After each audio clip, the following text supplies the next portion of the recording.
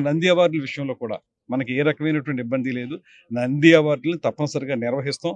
అయితే మనకి గతంలో ఉన్నటువంటి పరిస్థితి, మధ్యలో 19-24లో ఉన్నటువంటి విధానం వీటిలన్నిటిని సమీక్షించుకుని ఒక పూర్వం నుంచి ఉన్నటువంటి వాటికి ఇవ్వాలా? లేకపోతే ఇప్పుడు కొత్తగా ప్రారంభించాలనేటువంటి దాని మీద కొంచెం కసరత్తు జరుగుతుంది.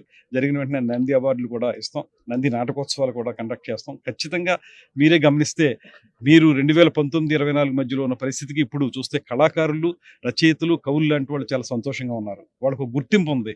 ఇవాళ మనం ఇస్తున్నటువంటి అనేక పురస్కారాలు, ఉగాది పురస్కారం కానివ్వండి, కళారత్న కానివ్వండి, అదేవిధంగా మొన్న కందుకూరి పురస్కారాలు కానివ్వండి, గుర్రం జాషువా గారి ఉత్సవాలు కానివ్వండి, ఇలాగా లబ్ధప్రతిష్ఠులైనటువంటి ప్రతి ఒక్కరి పేరుతోటి రాష్ట్ర పండుగలు నిర్వహించడంతో పాటు ఎవరైతే కళాకారులు, జానపద కళారూపాలు ఉన్నాయో వాటన్నిటిని ప్రోత్సహించే విధంగా రాష్ట్ర ప్రభుత్వం ఒక ప్రత్యేకమైన కార్యక్రమం చేపడుతుంది కనుక ఇవాళ అద్భుతమైనటువంటి ప్రగతిని 21 నెలల్లోనే తీసుకురాగలిగాం. సినిమాకి ఇంకొంచెం గట్టిగా పనిచేయాల్సి ఉంది. ఖచ్చితంగా పనిచేస్తాం. దాన్ని కూడా తీసుకొస్తాం అనేటువంటి మాటను తెలియజేస్తూ పీవీఆర్ గ్రూప్ వాళ్ళకి ప్రత్యేకమైన అభినందనలు తెలియజేస్తున్నాను.